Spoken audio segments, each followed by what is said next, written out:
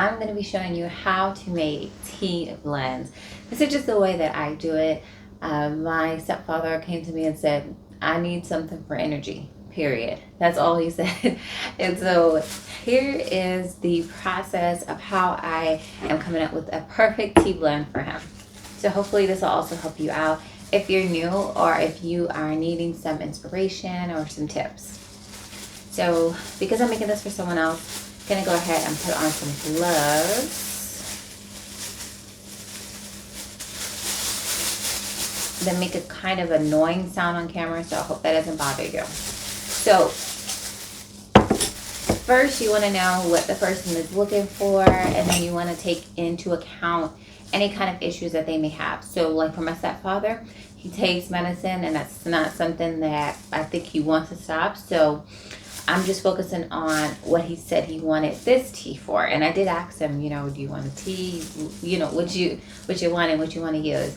And so I'm going to make this tea for him, but I think I'm going to surprise him also and make like a little seasoning blend he can throw on top of his food. A lot of people, especially like Southern habits, I want to say, sprinkle stuff on their food before they even taste it. So I'm going to come up with something that is going to also help him in that area as well. So focus on what they need. You focus on what issues, the other issues that they may be having too, that you can help if you can in the one blend. And then thinking about medicines, allergies, and just things about any kind of condition, being pregnant, age, anything, any factors like that, that might change what you would go for. And then just the composition of the person. All right, so I have this paper here so I can write how much of each of the herbs I'm going to use. So I chose on these herbs. So basically I start off with that one. When someone tells me something, instantly herbs are coming up in my head. So I was thinking, okay, probably adaptogens. He said he wanted energy. So adaptogens, he wants something to, really kind of motivate him, make him, give him a little bit more endurance and energy throughout the day. So something he wants to use often. Adaptogens, generally safe, don't have very many like precautions or side effects.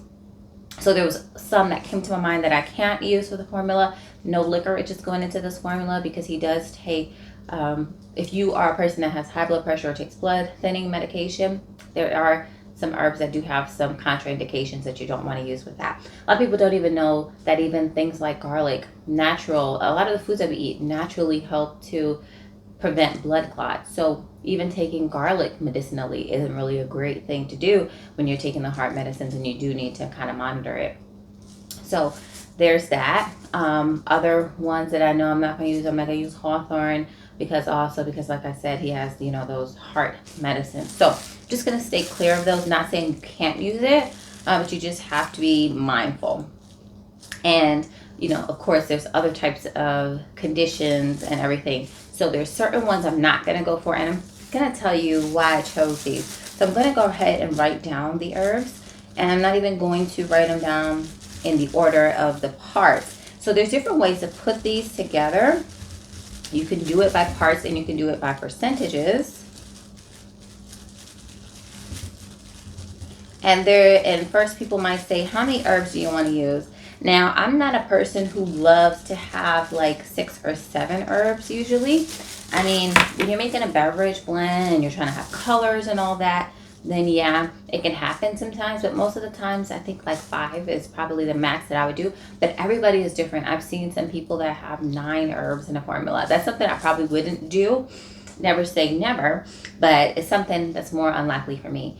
I'm more of even sometimes 3 or 4 herb type of person. And you'll just kind of find your own balance and your own kind of style with how you do things. So I knew the herb that I wanted to have in here that was going to be support. And that is this one here, this milky oats. So let's get into the percentages, like I was saying, and the parts. So I like to do my recipes in parts. And I like to do the parts because you can really scale it up or scale it as little as you want. Like you can even scale it down depending on the ratios that you use. Mine are always pretty simple. And you can narrow it down to 1 cup. And you can even do, gallons worth if you wanted to. So I like that. But you can do percentages. And so usually it's like a 3-part. And this is more for like, beginners when you're first making your formulas. And there's still people who still use this. And that's perfectly fine too. So usually it's that main herb or principal herb, the one that's doing the main action that you want. So like in this, it would be for the energy. And so that would be usually at a 70%. And then the middle, the supporting herb, that's just more like the assistant or assisting. It's like, backup. Or also, if you know that this herb is going to do something, you might want to counteract something. So that's that middle kind of buffer. And so that's going to be about 15 to 20%. And then at the end, you have this 5 to 15%. And it's more like a catalyst, like a driving agent usually in the recipes. But you can also use this for like something that's called a corrigan. And those herbs just help to make the blend taste better, kind of bring it together, usually sweet, adding a little sweetness to it. So there's different things depending on what you're doing in the formula. Okay, so I'm going to do parts here. So I'm going to start off, the main herb I want to use in this one is going to be Eleuthero. So that's what we have here. So I don't have any ginseng. Ginseng is like number one for most men. There's different types of ginseng, but I don't have ginseng money. It has very similar actions. Eleuthero and another one that I have, rhodiola, they're really good for boosting energy. Eleuthero is actually the most studied herb, and it can also help with performance, mental performance. So it can help you to focus, help you to have more endurance. So we're gonna have that here. And as I go along, I'll just put how much I want in the formula.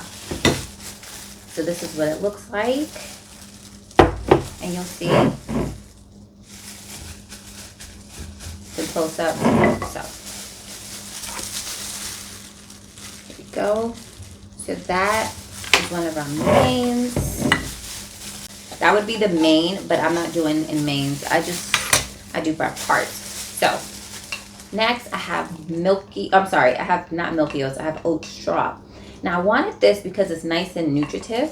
So it has so many different vitamins and minerals in here that are going to be really beneficial. And this is a really great herb for those who are chronically weak.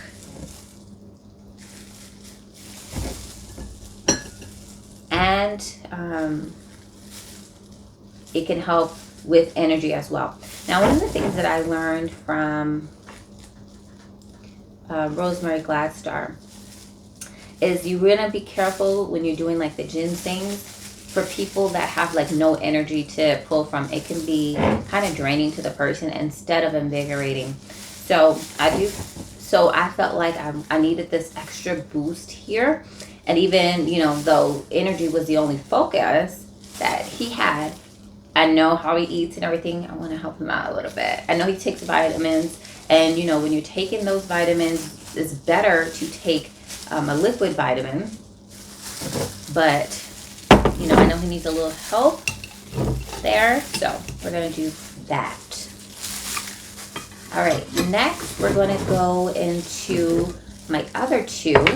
So we have quite a bit of adaptogens here, quite a bit of some of the Asian herbs, and I don't have too much of this, and I didn't want it as much. So this is rhodiola.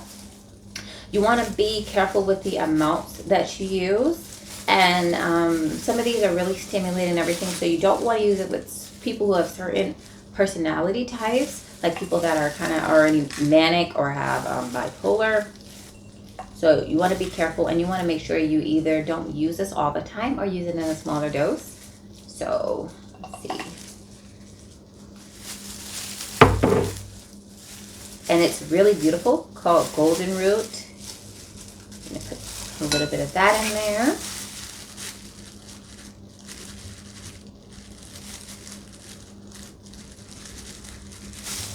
And then we're going to put some ashwagandha in here. That's another herb.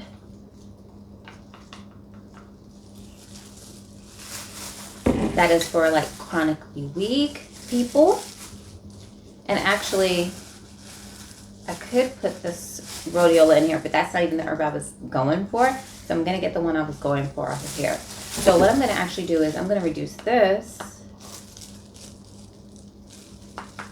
even more so I can throw the other one in here. So I'm going to have 6 in this formula.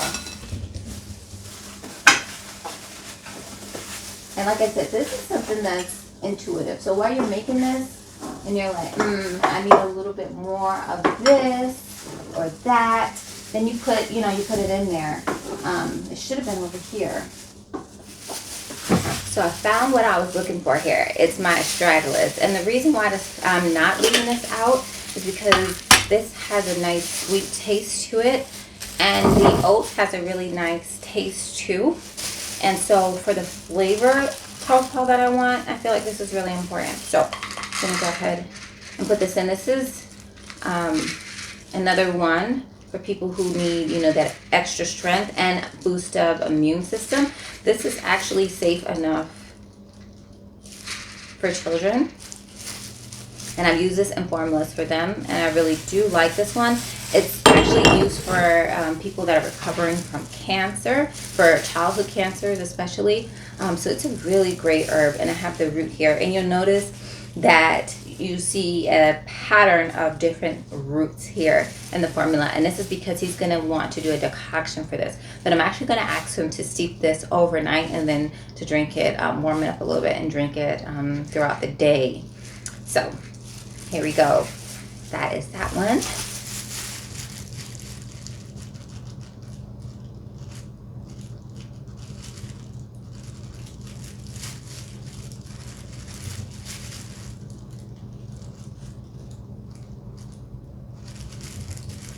So I lost footage, so I'm not going to do it again, but the last herb that I put in here was lemongrass. And I did that because I wanted some of the stomach tonic properties, and he has problems with acid reflux sometimes, and so I thought that would be something that to help as well for his everyday cup, just to help along with the digestion, give his body a little bit of help. So then I just blended it up, and so the next part is you want to go ahead and try it, see if it needs anything. It could probably had a little pinch of ginger in here, but I think this is pretty good as is, but we'll see once you brew it up. You want to go ahead and make your tea bags or repurpose it or repackage it to give it to someone, or however you're going to do that. And you want to make sure you have instructions of how often they should use it and how much to use and all of that. So for him, I'm going to say use this just every day you go to work, and then have your 2 days of rest. Normally when you're taking natural medicines, you always want to give yourself a break, give your body a break. And so I think it's really important. So I always put that in there and always stress that too. And so I'm going to want him to do about a quart of it a day. So he's going to be using 1 ounce a day. So you also want to make sure you're giving the right amount for how often, or you're making the right amount for how often you, or how long you want it to last. And so if he's taking 1 ounce every day, then how much am I really giving him? So then that way I can actually just take the scale out and measure it out and have it in individual portions for him. So I hope this was helpful for you. This is the way that I do my tea combinations, and everyone will do it differently. I find with me it's like 70% intuition. When I'm thinking of different herbs and I'm pulling them off the shelf, another herb will kind of be like, here I am, and I'm like, why didn't I think about you? You need to be in this formula too. So I'm going to take that jar as well. And so you find you're just taking a bunch of jars, and you may even say, you know what, I know I have it here, but I'm actually not going to use it. And you just kind of go with your intuition. You do have to have some knowledge of the herbs. And so you really want to start with making blends with the teas that you use most often.